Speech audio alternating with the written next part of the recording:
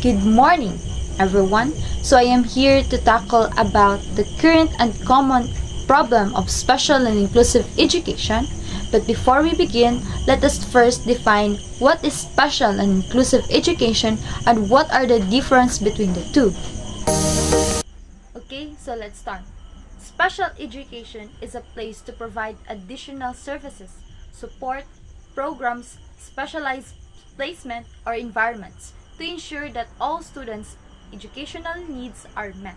It means that special education is designed to help students with unique learning needs by giving them extra help and resources that they might not get in a regular classroom. This could include things like different teaching methods, extra support staff, or learning in a different type of classroom setting. The main goal is to make sure that all students can learn and succeed.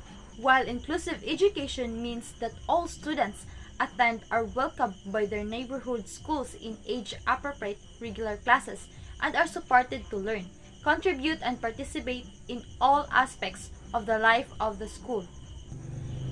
Inclusive education means that all children, regardless of their abilities or disabilities, learn together in the same regular classrooms within their local schools.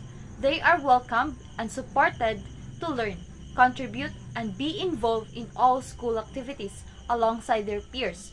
The focus is on creating a school environment where everyone belongs and can participate fully. What are the difference between the two? The main difference is where the learning happens and the main focus. Special education, the focus is often on the individual needs of a child with a disability, and the solution might be to put them in a specialized environment. While the inclusive education, the focus is on making the regular school and the classroom work for everyone. This means changing the way teachers teach, providing extra help within the regular classroom, and making sure everyone feels like they belong. Think of it like this. Special education is like having a separate, specialized class or school just for children who need extra help because they learn differently. It's like having a special clinic just for certain illnesses. While inclusive education is like making sure all children, including those who need extra help, learn together in the regular classroom with everyone else in their neighborhood schools.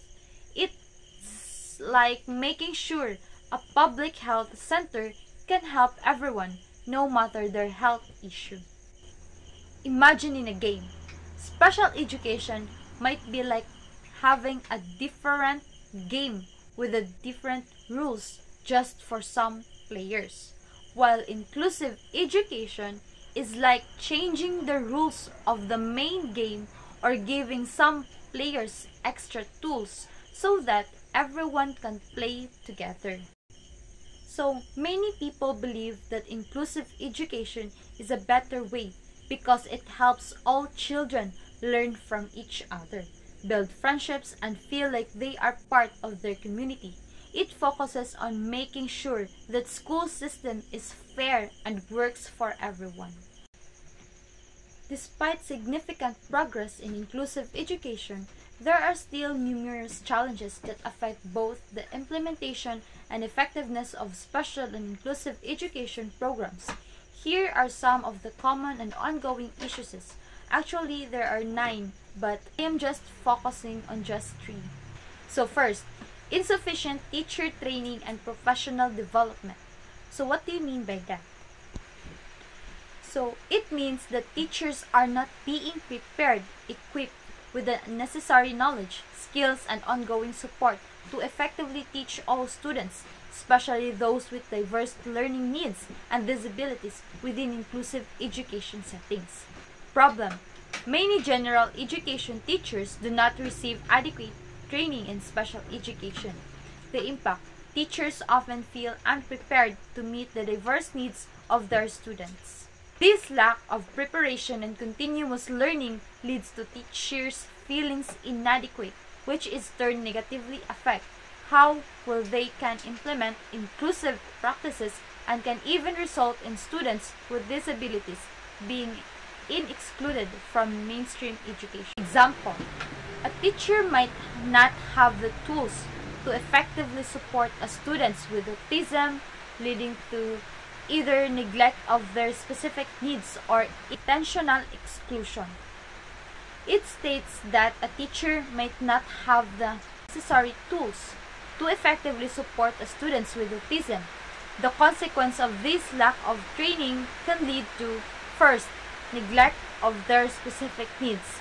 The teachers may not understand the students' unique requirements and therefore fail to provide the appropriate support or accommodations.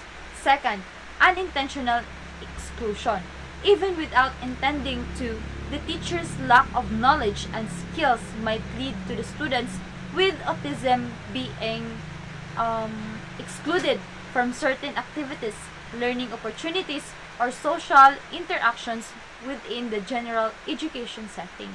The example shows how a teacher who hasn't being properly trained in how to work with students with autism might unknowingly fail to meet that student's needs or even unintentionally leave them out. This directly connects back to the impact point, where teachers feel unprepared and inclusive practices are poorly implemented, sometimes leading. Lack of resources and support services means that schools do not have enough of the essential personnel, tools, and materials needed to effectively support students, particularly supports with disabilities, in inclusive education settings. A lack of resources and support services creates significant barriers to creating truly inclusive schools where all students, regardless of their disabilities, can learn, participate, and succeed. It means that necessary infrastructure and human capital are missing to effectively implement inclusive practices. Problem: schools may not have sufficient resources. Schools may not have enough necessary resources to effectively support students with disabilities in inclusive setting. These resources include, first, specialized staff. Examples: given a speech therapist, occupational therapist, and special education aides. These professionals have specific expertise to address particular needs of students with disabilities. Second, adaptive technology. This refers to tools and equipment that help students with disabilities learn and participate, such as communication devices or software. And next is materials. This includes specialized learning materials and equipment tailored to the needs of students with disabilities. The impact: without appropriate resources, schools may struggle to provide the accommodations and modifications required for students to succeed. This can result in poor academic and social outcomes for students with disabilities. Now, without these appropriate resources, schools will likely struggle to provide the accommodations and modifications that students with disabilities need to succeed. Accommodations changes to how a student learns, while modifications are changes to what a student is expected to learn. This lack of necessary support can lead to poor academic and social outcomes for students with disabilities. They may not be able to access the curriculum effectively, participate fully in school activities, or develop positive social relationships. Example: a school may lack access to assistive technology such as screen readers or alternative communication devices, limiting the participation of students with visual or speech impairments. It means that when schools don't have essential tools like screen readers or communication devices, students with specific disabilities like visual or speech impairments are directly prevented from fully taking part in classroom activities and learning.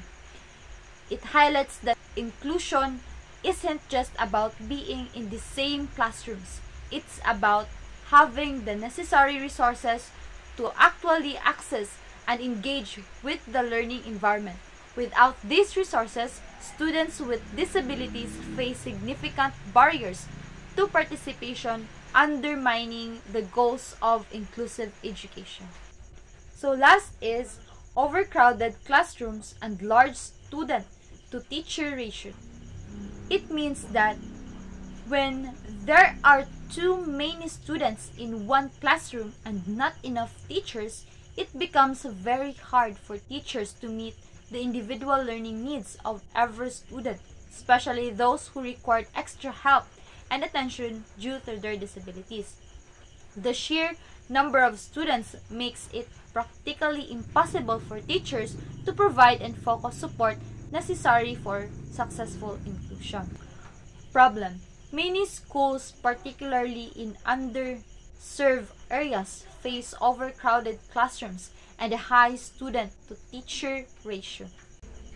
So the teachers need to divide their time and attention among a large group of students. First, limited individual interactions.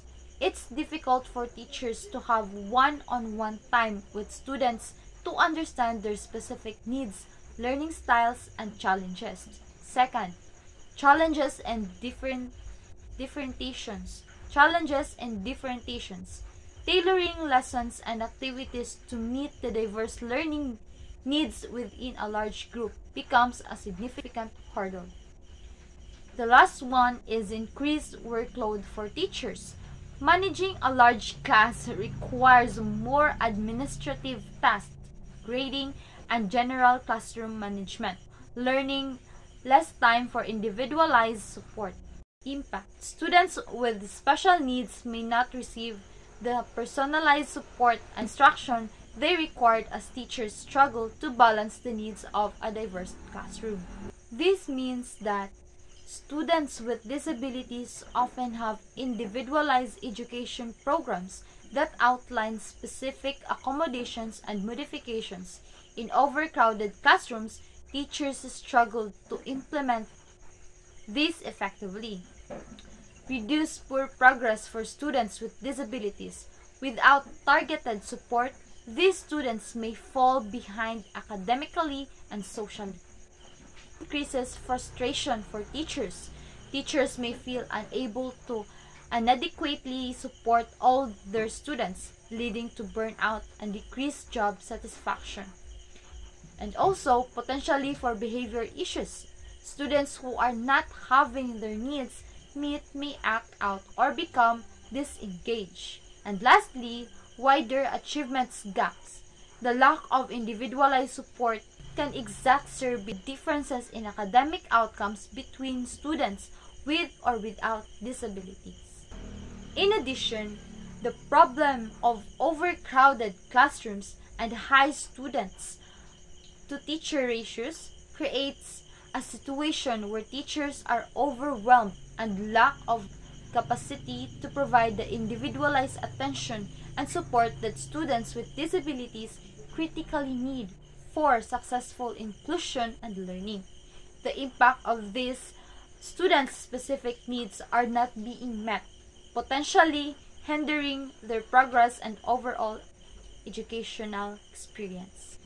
Example: a teacher may have a classroom for 30 students, including several with autism, ADHD, and learning disabilities, making it difficult to implement individualized education plans or IEPs effectively. Imagine a single teacher responsible for a class of 30 students. Within this group, there are several students with diverse learning needs, specifically mentioned as autism. Students with autism may have unique communication styles, sensory sensitivities, and learning preferences that require specific strategies and accommodations. ADHD, or the Attention Deficit Hyperactivity Disorder. Students with ADHD may struggle with focus, often needing tailored approaches to keep them engaged and on task. Last is the learning disabilities. This is a broad category encompassing various challenges with specific academic skills like reading, writing, or math, often requiring differentiated instruction and specialized support. Now, consider that each of these students with special needs has an individualized education program. An IEP is a legally binding document that outlines the students' specific learning goals and supports the services they need and how their progress will be measured. And that would be all. Thank you for listening.